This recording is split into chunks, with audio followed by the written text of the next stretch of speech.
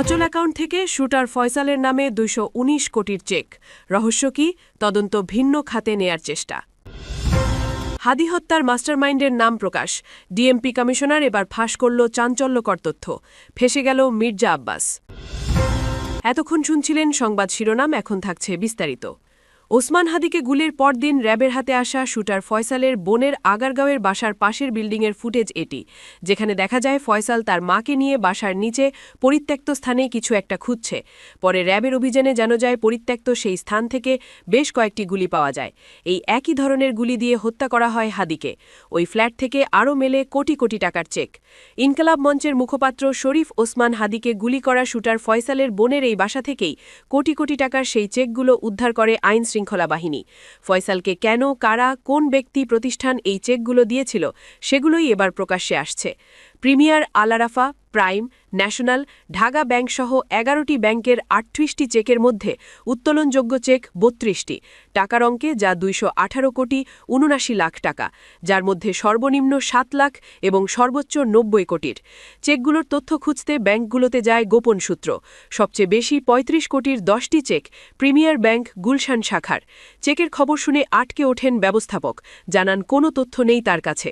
টাকার অঙ্কে সবচেয়ে বেশি ৯০ কোটি ৭ লাখ টাকার চেক প্রাইম ব্যাংকের গুলশান শাখার। খোঁজ নিতে এই শাখায় গেলে ম্যানেজার গণমাধ্যমের সাথে কথা বলতে রাজি হননি।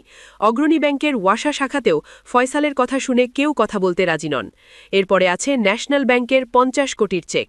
ব্যবস্থাপক ক্যামেরার সামনে কথা বলেননি, তবে তিনি জানান চেক ইস্যুকারী ম্যাম ইম্প্যাক্টস নামের প্রতিষ্ঠানের হিসাবটি অচল, সেখানে নেই কোনো টাকা। ৬টি চেক ইস্যু করা আল আরাফা ব্যাংকের মিরপুর শাখায় গেলে কর্মকর্তারা জানান এই হিসাবও ডরম্যান্ট বা অচল অবস্থায় পড়ে আছে। ফয়সালকে দেয়া ২১৮ কোটির মধ্যে ১৭২ কোটি টাকাই দিয়েছে রেনাশা International, Abu Omar Trading Corporation, ম্যাম Impacts, Dream Infinity, Chishti Tex সহ ৭ প্রতিষ্ঠান।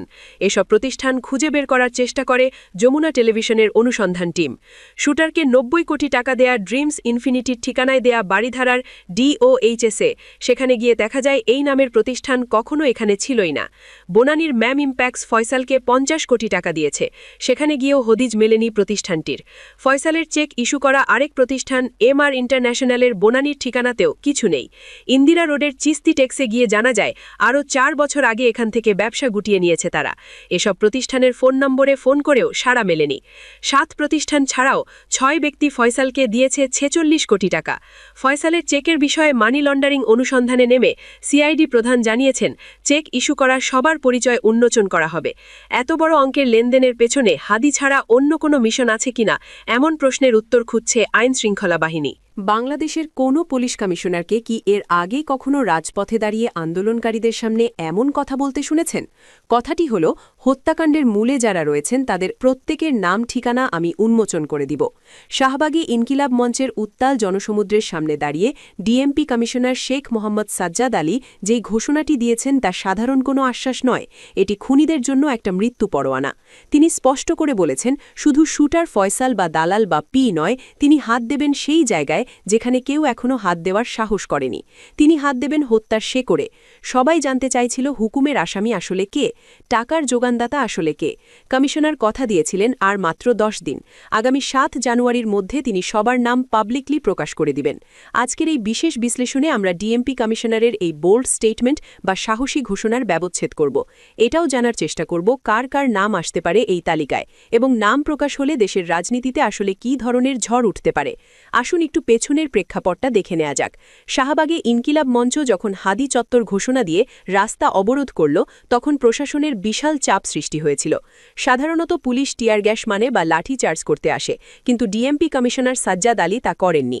তিনি সরাসরি জনতার মাঝখানে গিয়েছেন, কারণ তিনি বুঝেছেন এই ইস্যুটি অত্যন্ত সংবেদনশীল ইস্যু এবং এখানে ন্যূনতম ভুল করলেই ঘটে যেতে পারে বিশাল বিপদ, কারণ জনতা ইন্টেরিমের উপর ক্ষেপে আছে ব্যাপক।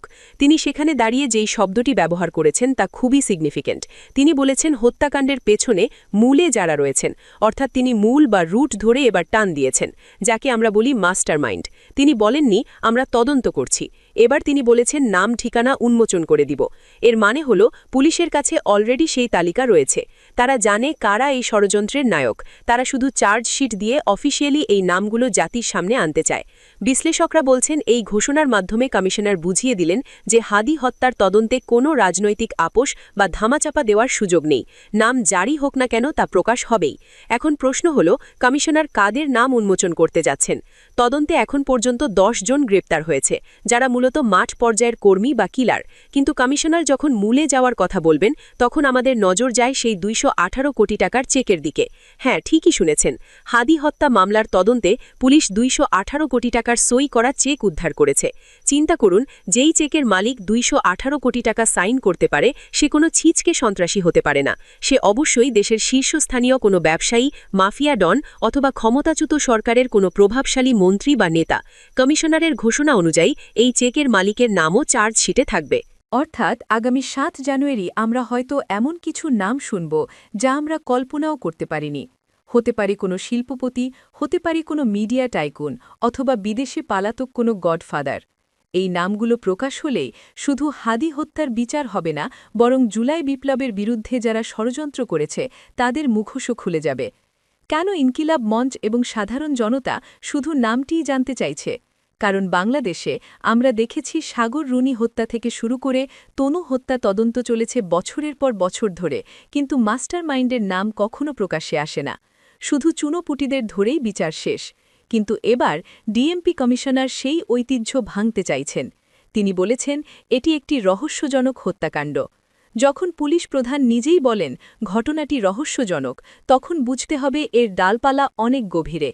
তিনি নাম ঠিকানা প্রকাশের প্রতিশ্রুতি দিয়ে আসলে নিজের এবং পুলিশ বাহিনীর বিশ্বাসযোগ্যতাকে বাজি রেখেছেন। তিনি জানেন, যদি 7 তারিখ তিনি আসল রাঘব বলদের নাম দিতে না পারেন, তবে শাহবাগের আগুন আর নেভানো যাবে না। তাই এই নাম রিভিল বা নাম প্রকাশ শুধু তদন্তের অংশই নয়, এটি এখন পুলিশের অস্তিত্ব রক্ষার একটি চ্যালেঞ্জ। কিন্তু নাম প্রকাশ করলেই কি সব শেষ হয়ে যাবে? যাদের নাম আসবে তারা কি দেশেই আছে? কেন ডিএমপি কমিশনারের কথাগুলো এত বেশি গুরুত্বপূর্ণ? ক্রিমিনাল ইনভেস্টিগেশনে একটি কথা আছে, ওয়েপেন স্পিক দ্য ট্রুথ, অর্থাৎ অস্ত্রই আসলে সত্য কথা বলে।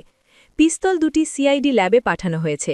ব্যালিস্টিক রিপোর্টে প্রমাণ হবে হাদির মাথায় যে গুলি লেগেছে তা ঠিক এই পিস্তল থেকেই বের হয়েছে। আর এই পিস্তল আসলে কার হাতে ছিল, কার নামে লাইসেন্স করা, বা কোথায় থেকে এটি কেনা হয়েছে, এই সূত্র ধরেই পুলিশ হয়তো পৌঁছে গেছে শুটারের কাছে। আর শুটারকে জিজ্ঞাসাবাদের মাধ্যমে পাওয়া যেতে পারে হুকুমদাতার নামও। 7 জানুয়ারি যেসব নাম প্রকাশ করা হবে সেগুলো কোনো রাজনৈতিক গল্প নয়, প্রতিটি নামের পেছনে থাকবে ফরেনসিক এভিডেন্স। আসামিরা আদালতে দাঁড়িয়ে বলতে পারবে না, আমি জড়িত নই, কারণ বিজ্ঞান মিথ্যা কথা বলে না।